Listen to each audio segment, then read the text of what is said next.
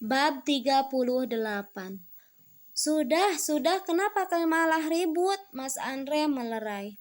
Ini istrimu, Ndre, yang harus diruqyah. Masa ia bilang melihat penampakan sih? Mbak aja yang bertahun-tahun tinggal di sini aja nggak pernah melihat apapun seperti yang diucapkannya. Mbak Maya menjawab ucapan Mas Andre dan memojokkanku. Tapi Mbak, tadi aku benar-benar melihatnya. Lagian aku juga nggak bilang kan kalau itu hantu. Aku membela diri melawan ucapan ipar songong itu. Ya sudah, lebih baik sekarang silakan Mbak masuk lagi ke kamar. Maaf Mbak jika Anissa telah mengganggu jam istirahatnya. Mas Andre meminta maaf kepada Mbak Maya.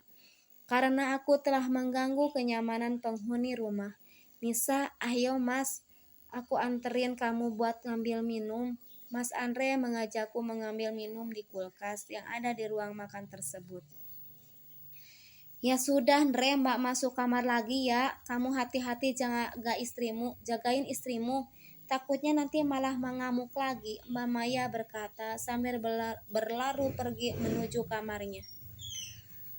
Sedangkan Gio nggak kelihatan karena ia telah tidur sehabis sholat isya.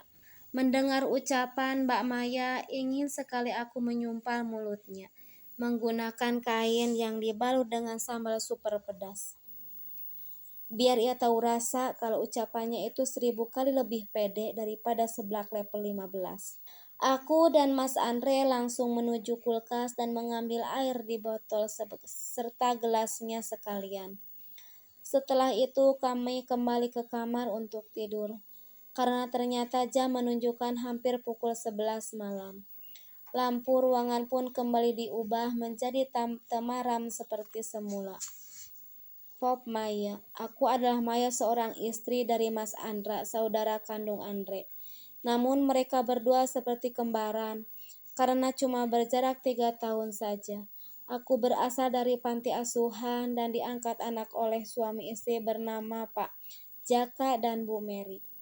Aku diangkat anak oleh Bu Mary dan Pak Jaka sejak kelas 3 sekolah menengah pertama. Namun sayang, mereka memperlakukanku tidak manusiawi. Aku hanya dijadikan pembantu gratisan di rumahnya. Tidak jarang pula aku disiksa semau mereka. Aku jarang dikasih makan dan tidak segan menyiksaku. Kalau aku mengambil makanan tanpa sepengetahuan mereka, aku juga disiksa jika pekerjaan rumah belum terselesaikan saat mereka pulang kerja. Aku disekolahkan tetapi aku jarang masuk sekolah karena aku harus menyelesaikan pekerjaan rumah dulu. Selama 4 tahun aku berada di rumah itu, aku kalau melanjutkan sekolah sudah lulus dari sekolah menengah atas. Tetapi aku tidak melanjutkannya karena didiskualifikasi dari sekolah tersebut. Alasannya karena aku selalu bolos sekolah. Saat didatangi pihak sekolah, orang tua asuhku selalu beralibi kalau aku anak nakal yang tidak pernah nurut perkataan mereka. Aku dikatakan suka keluyuran dan masuk ke pergaulan dunia malam. Hal itulah yang membuatku dikeluarkan dari sekolah. Rumah megah dan besar harus aku bersihkan seorang diri. Tangan mungilku harus mampu mengerjakannya. Perlakuan kasar suami istri itu membuat mental dan kesehatanku terganggu. Sehingga aku memutuskan untuk kabur pada saat mereka lengah atau sedang berada di luar rumah. Hingga pada suatu hari ada kesempatan untuk aku kabur. Saat dalam keadaan kabur, aku bertemu Mas Andra. Ia yang membantuku meloloskan diri dari orang tua asuh jahat itu. Setelah lolos dari pengasuh zolim, aku sering bertemu dengan Mas Andra dan dia mengungkapkan perasaannya padaku. Aku pun menerima cintanya demi untuk aku meneruskan hidup. Aku dipertemukan dengan keluarga besarnya Mas Andra. Alhamdulillah orang tua dan adiknya Mas Andra adalah orang yang baik. Mereka menerimaku apa adanya. Setelah kami dipertemukan dengan keluarga besarnya, tidak berapa lama Mas Andra menikahiku. Sesungguhnya aku sama sekali tidak menyukai Mas Andra. Justru aku malah menyukai Andre adiknya. Menurutku Andre lebih gagah dan juga lebih pintar jika dibandingkan dengan Mas Andra. Buktinya di usia Andre yang masih muda, ia telah memiliki perusahaan bonafit dari hasil kerja kerasnya. Berbeda dengan suamiku yang masih saja berada di ketiak orang tuanya. Mas Andra tidak bisa berkutik kalau tanpa pengaruh kedua orang tuanya itu. Dari situ pun telah terlihat siapa yang berkelas di antara Andre dan Mas Andra. Tapi demi berlangsungnya hidup dan supaya tidak menderita lagi, aku menerima lamaran Mas Andra untuk menikahiku.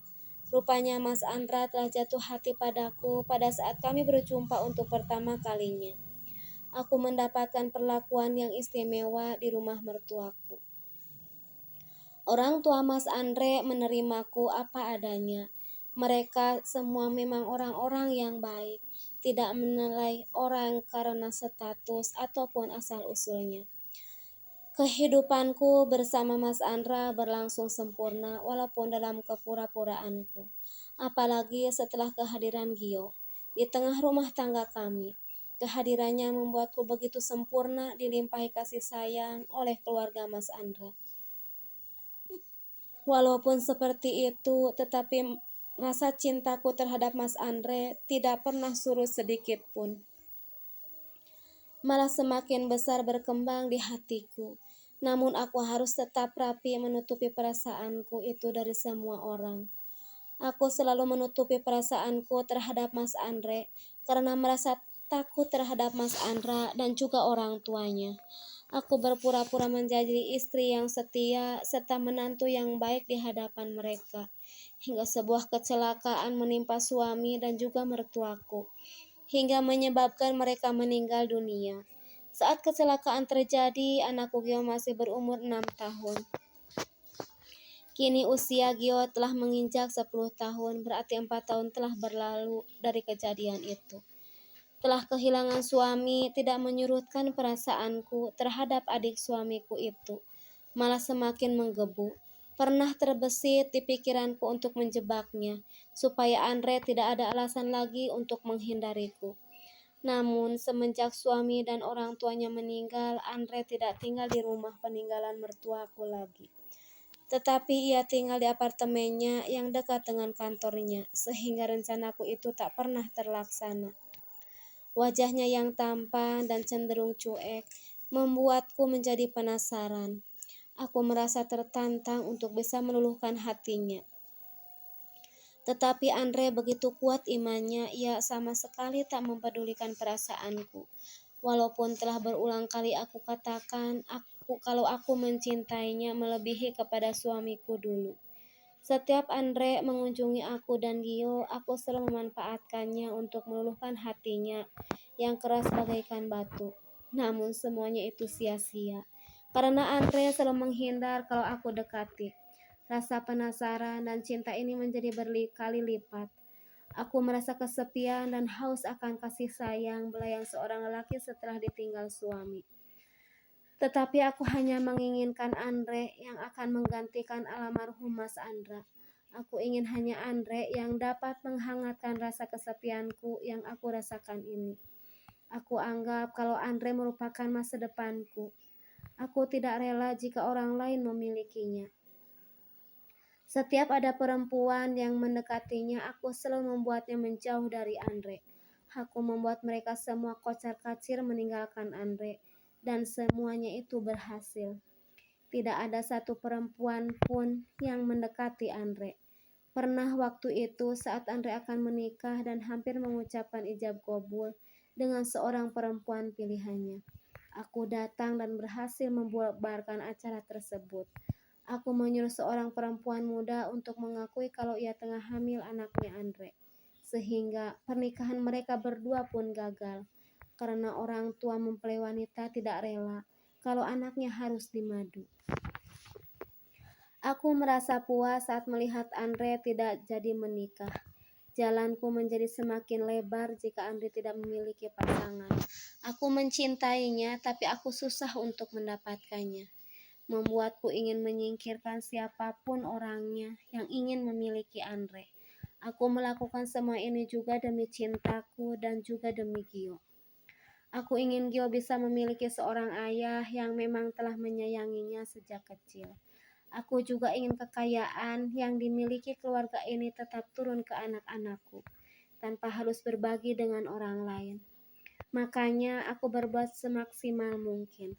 Aku bukan hanya mencintainya, tapi aku juga tidak mau kehilangan harta bendanya. Aku takut jika Andre menikah dengan orang lain dan memiliki anak, maka aku dan Yo akan tersingkir dari rumah ini. Aku tidak mau kalau sampai kami harus terusir dari rumah ini. Sampai kapanpun akan kuganggu rumah tangga mereka hingga hubungan mereka berdua berakhir. Aku tidak sudi melihat rumah tangga mereka bahagia, apalagi sampai memiliki anak. Itu tidak boleh dibiarkan.